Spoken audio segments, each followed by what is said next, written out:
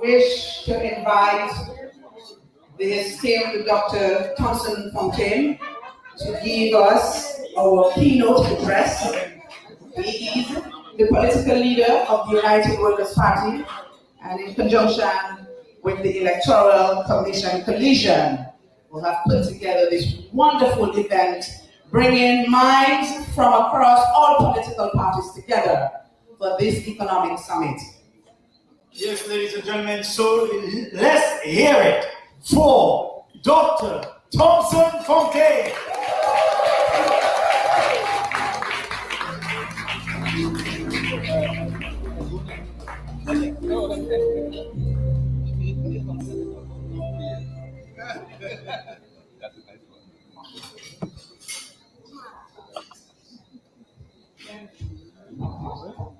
Thank you, Mona. Thank you, Ron. And good night to all of you. Good night. Good night. You look beautiful tonight. And to those of you that are looking via the internet, it's good to have all of you.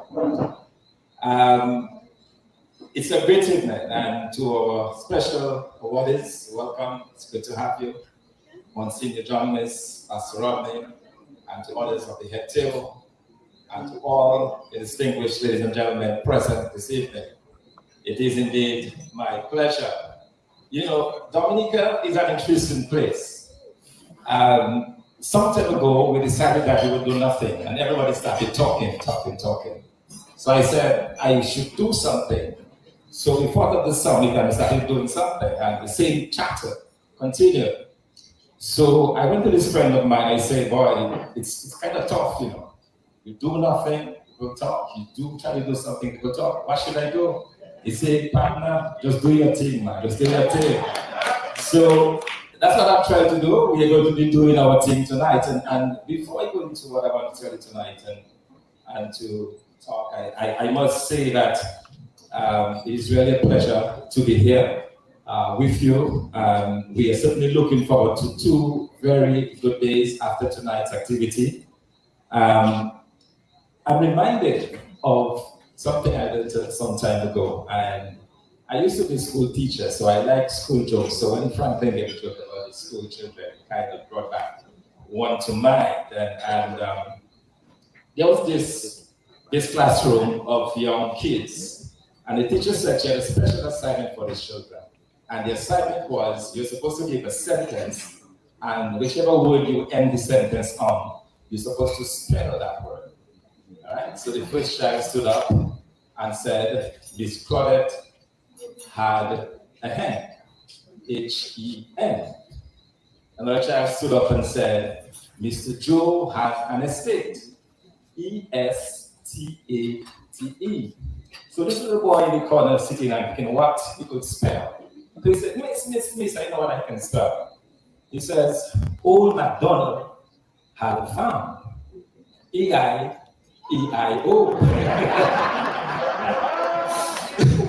So that was brought out to mind, and as kids, that can be beautiful. Now tonight I'm going to be talking to you, and I don't think I will ever stop. But as I keep growing up, I had a really terrible stuttering problem. I mean, all my years in high school, in fact, I hardly ever spoke. Probably that's why I learned in school, because I did not talk, so I had to listen. And but I had a really bad stomach. I could not string 2 words together. So, in country, we always have little kind of folklore things. And there was the saying that if you're stammering and someone stick their toes in the dirt, they will stick you. All right? So there is this good friend of mine. The boys, we did everything together. Run on birds, the river, Manico, the works.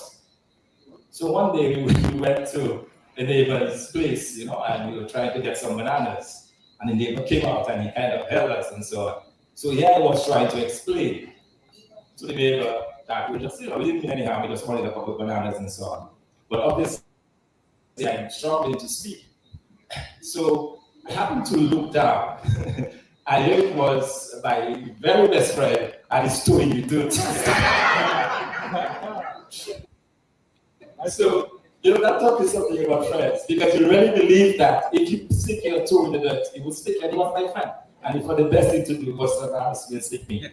So thank God I was able to get out of this problem. And it's amazing because I started through high school and I went to sixth form, and then 2 years later I was back teaching at school. And I was not started. I actually got cured or whatever it was during the sixth form, and the rest is history. So I can speak to you tonight, clearly, without stumbling, and I thank God for that. So I wanted to share a few things with you tonight, but before I do that, let me just say that I want to send greetings, of course, to our political, to our president and the rest of the executive of the United Workers' Party. Several members are not there, including Mr. Clement Master, who was supposed to be here with us, but he had a death in the family and had to move overseas for a funeral. Honorable Leonard Linton, who is away out of the States, all to the States, he went for his children's graduation, and others of the Workers' Party were not present tonight, but there are many of us here tonight, and those of you from the Electoral Reform Coalition, the Dominica Freedom Party, and other aspects of the Dominica Labour Party as well. We welcome all of you. It's good to be here, and I just want to share a few things with you. But should I try my phone somehow? All right, so I'm just gonna do this. You know, we are here tonight because we do believe in a better Dominica. Tonight marks the opening ceremony of the two-day economic summit under the theme Planning for Sustainable Development. Tonight as well, we have an opportunity to honor 10 outstanding Dominicans who have made us proud and who continue to contribute to Dominica. We will also be honoring the late Mr. Philip Nassif, who did so much for so many of us here in Dominica. Your presence tonight with us no doubt shows your conviction in supporting our positive march towards building a Dominica that will provide for the well-being and development of its people. For too long, we've seen the country slide painfully down the road of economic ruin. Lives have been disrupted, families have migrated in large numbers, and our young people in particular continue to suffer. It is important to reflect as we speak on the thousands of Dominicans who have migrated overseas, countless thousands living in the United States, in Guadeloupe, St. Martin, Portola, St. Barts. Somebody told me that they have Dominicans in St. Barts. I'm like, where's St. Barts and Sailor? You know, little rocks in the Caribbean Sea. But we're all over Dominicans, all over the world. And they form a critical part of us, all of those Dominicans who reside overseas.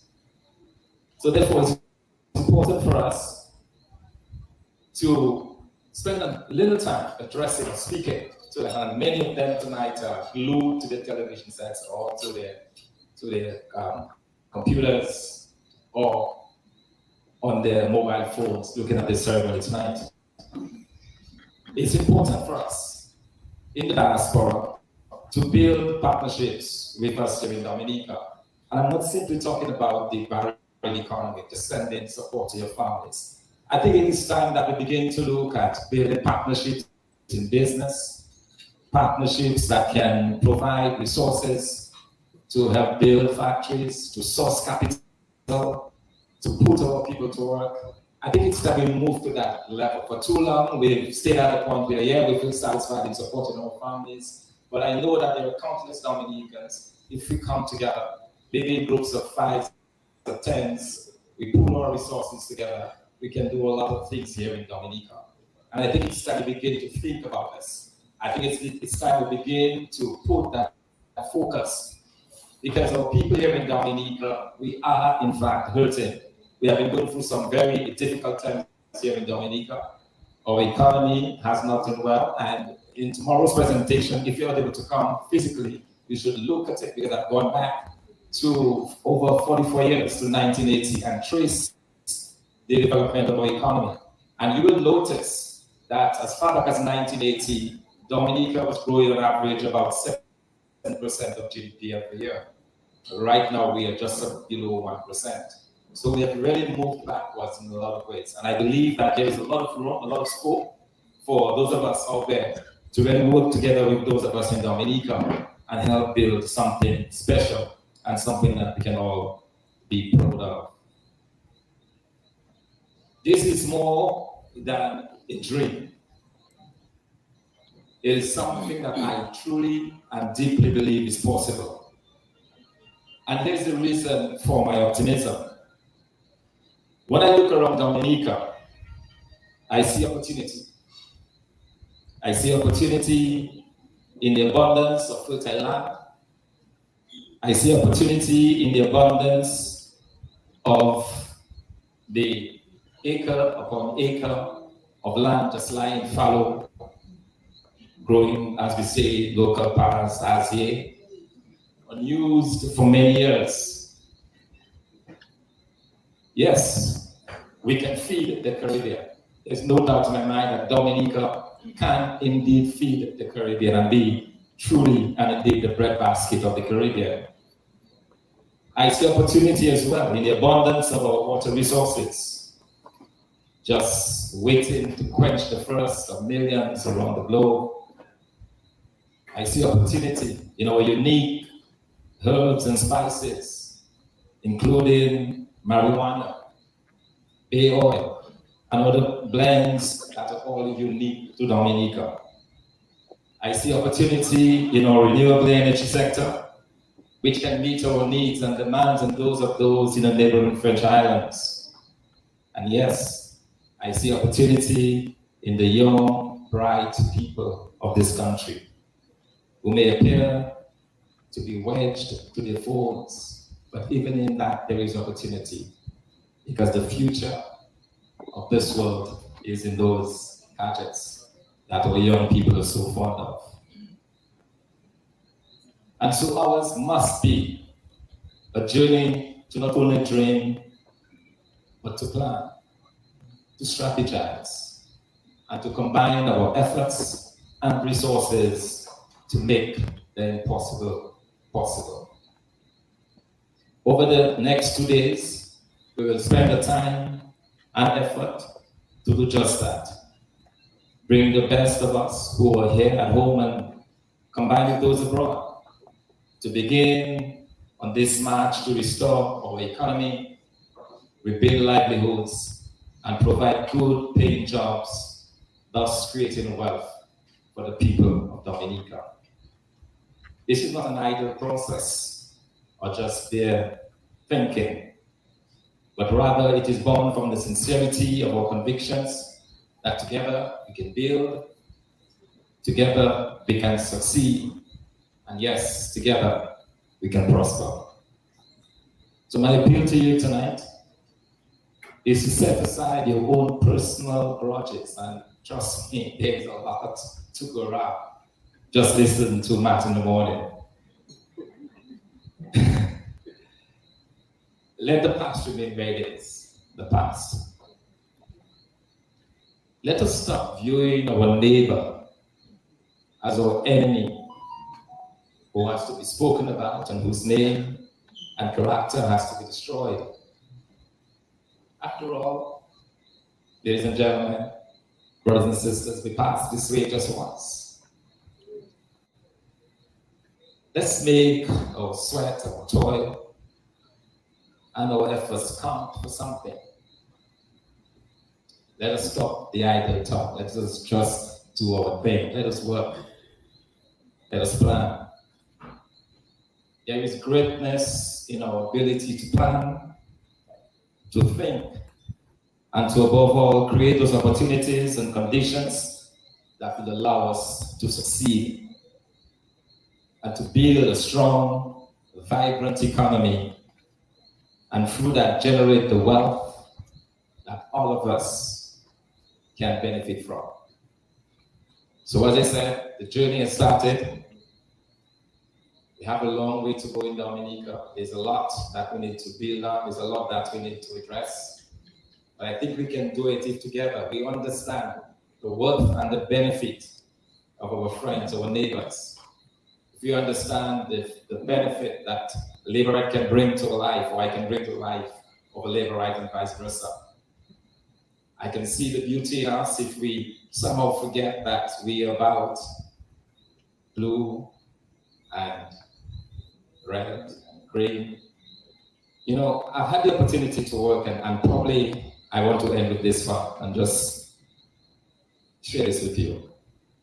I've had the opportunity to work in a country called South Sudan. Maybe you've heard about it. It is actually an interesting fact about South Sudan. It is the exact same distance to the south of the equator as we have the north. Exact. 15 degrees south, we are 15 degrees north. Very interesting fact. So their climate is very much like ours, except that they are very tall people. You must have seen the pictures, very tall. But they have a very serious problem. 63 different tribes. 63 different tribes in one country. They had a very serious civil war in 2011. And that civil war was after they had fought for the independence for 55 years from the north, which was Sudan, a Muslim country. They finally got their independence after 55 years of struggle, of an armed struggle. And within 2 years of independence, they began a bloody conflict. Bloody in that hundreds of thousands were killed. They say probably close to 800,000, some didn't estimate 1 billion people killed.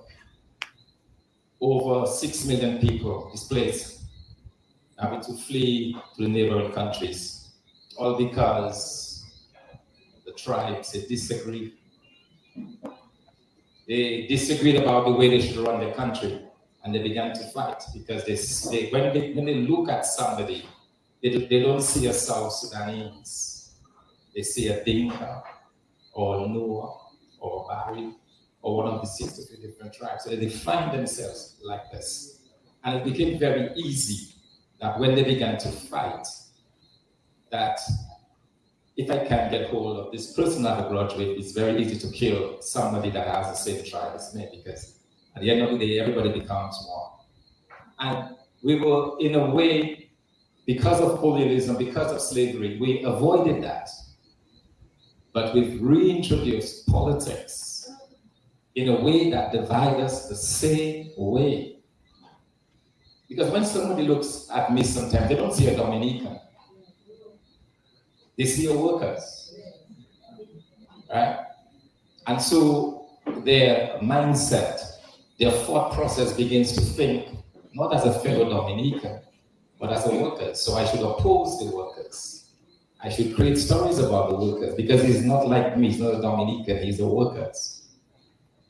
And it's very easy for us to get this very dangerous slide. And so this past 7 years has been a struggle to get them to understand that above all else, they are South Sudanese.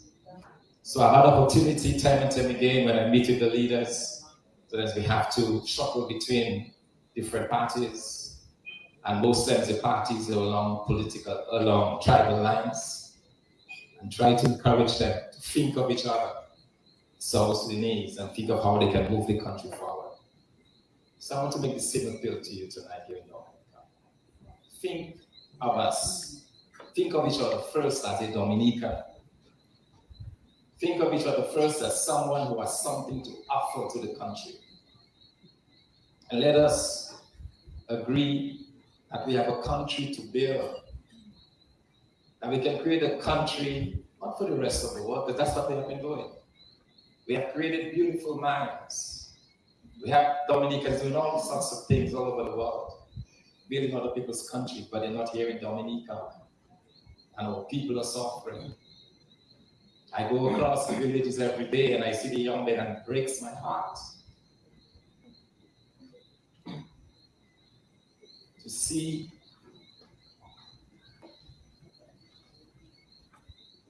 to see what has happened to our young people in this country, or young men.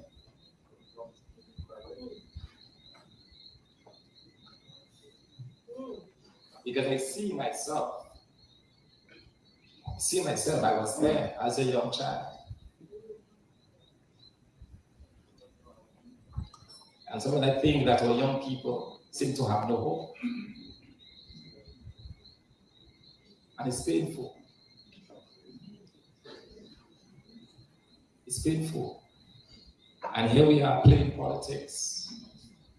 Here we are going about it as if those lives don't matter to us.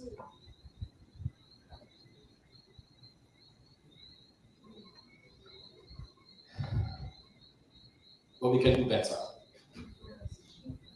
We can do better, Dominica. We can do better. And so everything that we do, that is my motivation.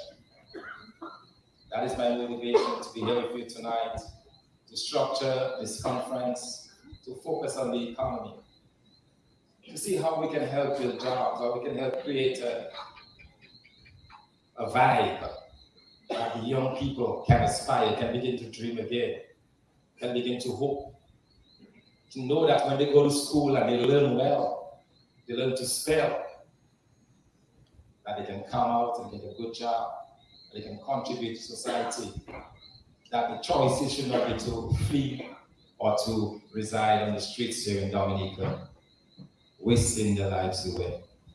Or people are too precious for that. They're simply too precious.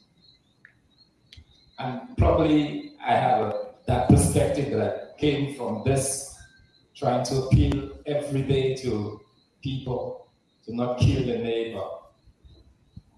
There is a way to do it. There is a better way to do it. There is a less violent way to get things done.